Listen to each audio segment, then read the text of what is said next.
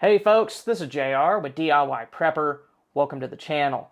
Over the years, we've talked about how to make different kinds of survival kits. I've shown how to put together a get-home bag, and recently I showed y'all my bug-out bag. But full-size kits like that do have limitations, the biggest one being that you're limited on where you can carry them. Most of us probably aren't running around town with our bug-out bag strapped to us, and if you work in some environments, even having a backpack may seem as out of the norm, or in some cases even frowned upon. And in those situations, having a smaller survival kit would allow you to have basic survival gear in a package that you could keep in your pocket or purse. One popular option for mini survival kits is an Altoids tin. These are perfect for kits like these since they're easy to get a hold of and they blend in pretty much anywhere. You could use one to hold a catch-all survival kit or to organize your gear into specialized mini kits. The first kit that we're going to take a look at is my general purpose Altoid survival kit. Given any kit of this size is going to have limitations, but I did try to incorporate as many of the 10 C's of survival as possible into it, starting with cordage. I didn't have enough room inside of the tin, so I wrapped the outside of it in around 10 feet of survivor cord paracord.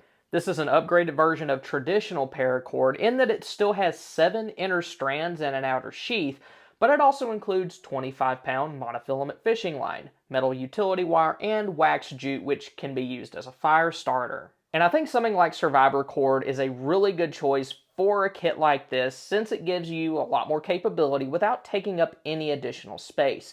And if for some reason this kit is all that you have when something goes down, then you'll be happy to have that additional capability.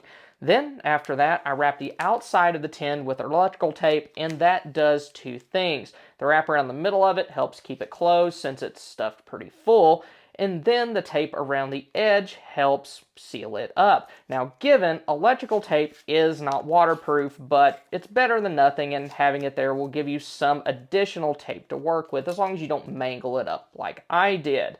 Then, when you open up the kit, one of the first things that I have up top is a cutting tool. In this case, it's a Victorinox Rambler. Like most other keychain Swiss Army knives, you have a small blade. Obviously, this isn't the best choice for a survival knife, but it is sharp.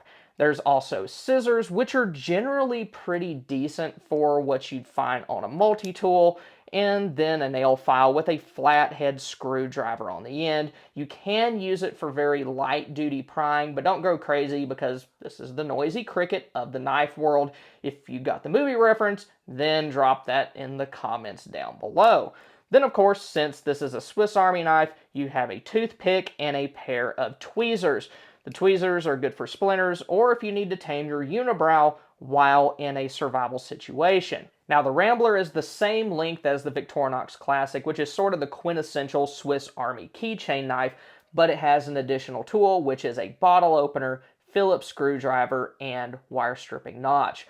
I personally like having a dedicated Phillips driver on multi-tools or pocket tools, so I think that justifies the few extra dollars that it cost and the very slight increase in thickness. The next thing that I have in here is a Maglite Solitaire, and I like this for a couple reasons. First off, it's very thin. It isn't machined in such a way that it results in additional thickness like some other smaller flashlights I have. Then it also runs on one AAA battery, which I think is beneficial for a kit like this. If you had a rechargeable light, it may be smaller, but you need to have a charging cable with you, and you'd also need a power source to keep it charged up. In some situations, it may just be easier to scavenge a common AAA battery since these are so stinking common. Then, after that, I have a small button compass here made by Suunto. This is their clipper model. It was designed to slip onto something like a watch strap, obviously not something metallic like this. But what I like about it versus other compasses is that it actually points north. A lot of the button compasses that I've seen are really junky, and in many cases, they're actually worse than having nothing at all. Sitting here at my table, I know that the direction the compass is pointing is actually north, which means that if I needed to use this, I would not end up on the other side of the state than what I was trying to get to. Next up, I have some fire starting tools, the first of which being a ferro rod. I've gotten several in varying sizes from this company, Bayite. All of them throw a lot of sparks and they're pretty cheap. This particular one came from a 3-pack. They were designed to be used on a keychain, but their size makes them very well suited for small kits like this. I don't have a dedicated striker in here, but you can use the nail file from your Swiss Army knife for that purpose. The edge on it sharp enough to throw sparks. If you wanted to, you could always break off part of an old hacksaw blade because those work really well for striking ferro rods, and of course, they're thin. Then to help get a fire started, I have a cotton ball with Vaseline stuffed inside of this plastic tube, and all that plastic tube is just an old drinking straw. Such did a video showing how to do this on his Sensible Prepper channel a few years back, and all you do is pinch the end of the straw with a pair of pliers and use a lighter to melt the end, then stuff the straw with whatever you want to put into it, and then seal the other side. Now, if you're filling it with something oily like Vaseline, triple antibiotic ointment, or any sort of liquid, you will need to make sure that any end that you're sealing is clean and dry first, because it won't work if it's not. But to use this, just cut it open with your knife, spread out the fibers, and then use your ferro rod and knife to ignite it. Next up, I have a collapsible water bag.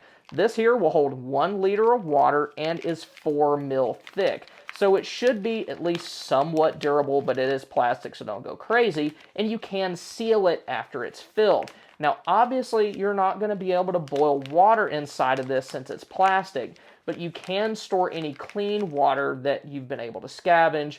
You could also use it with water treatment tablets if you have them, or you could boil water in a metal can that you scavenge and use that to store it afterward.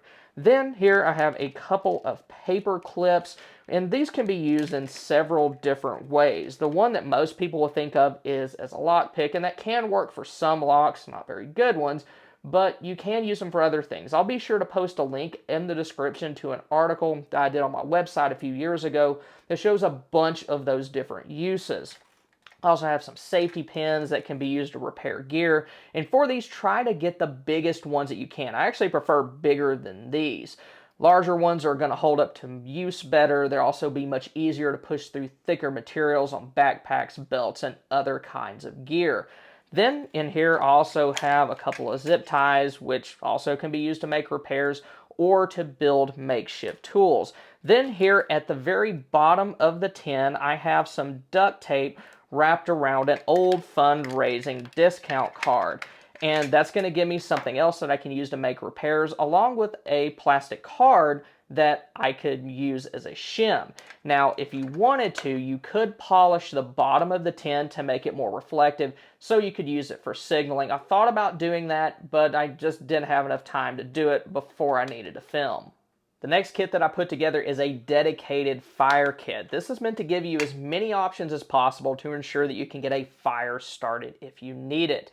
First thing that I have in here is a mini Bic lighter. While you do need to practice starting fires without a lighter, if things are really bad, you may need every advantage you can get, and having a lighter is always useful.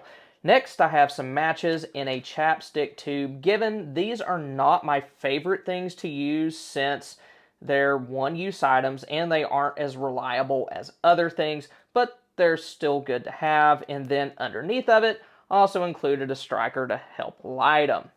After that, I have a metal pencil sharpener. In a previous video, I showed how to use a pencil sharpener to make shavings that you can use as fire starting tinder, but if you can, try to get one like this that's metal. The one that I showed previously was plastic and it broke. This one here is going to be a lot more durable, and it only costs around $1 or so more than the cheaper ones. I think this was around $3.99 from a local craft store. Next up, I have a Swiss Army knife classic with the Trash Panda design. How classy is that? Given you aren't going to be able to process a whole lot of wood with this, obviously, but you could do at least some feathering with it.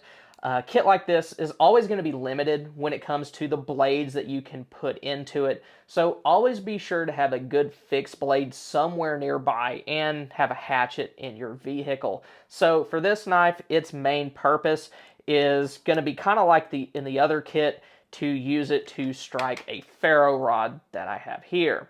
Next, I have some Vaseline cotton balls. These are some of the best fire starters out there, and they're cheap and easy to make.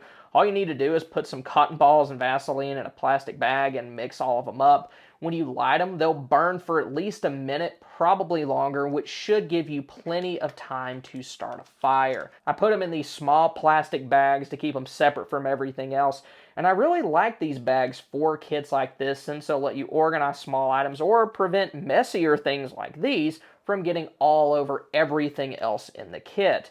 Then, after that, I have 2 birthday cake candles. These are useful since you can get a fire started and then use it to light the candle to ignite other areas of your fire lay. They can also be used to reduce the amount of fuel that you use in your lighter, and also to ensure that if you get a match lit that you don't waste it if it goes out too soon, because a candle is going to burn a lot longer than a match. Another good thing about an Altoids tin is that you can use it as a char box. I went ahead and put a small nail in here that you can use to create a ventilation hole in the lid, along with a cotton round, but you could use a bandana or anything else that's 100% cotton. You can put the fabric in the box and place it on a fire you've already built to make charcoal to make your next fire easier to start. The next mini kit that I put together is a first aid kit. This won't be useful for anything too serious, but it can help you deal with minor issues so that they don't become infected and cause bigger problems later on. The first thing I have in here are some hand cleansing wipes. If you're going to be treating an injury or even taking medications, you want your hands to be clean. You could also use them to clean the area around a wound, but you probably want to keep some alcohol prep pads in here as well, which I do not have. Next up, I have some personal medications. Pepto is always good to have since stomach illnesses are common during emergencies. You may have to eat something you're not used to, your water may not have been treated thoroughly enough, or you may have an upset stomach because of nerves, and Pepto will help you with all of that. Then I have some allergy meds in here as well, but the thing is, just add whatever medications you need frequently because, well, it's your kit. Then I have a little small stack of adhesive bandages, and it's always a good idea to have extras of these. You want to be able to change out your bandages regularly to help prevent infection, and then also put some triple antibiotic ointment inside of this straw. And when you put stuff like this in a straw, it's best to leave both ends unsealed so that you don't have to deal with air pockets as you're putting the medication in. Squeeze it into the straw, leave a little bit of space at the end, seal that, clean off the other end with a cotton swab, and then seal that end. Next up, I have some tweezers. These can be used to remove splinters and also ticks. I hate ticks. They're nasty, and if you have one on you, you want to be able to remove it as quickly as possible since the chances of the tick transmitting a disease increase the longer that it's on you. After that, I have some moleskin to help prevent blisters. This would be useful if you had to walk a long distance.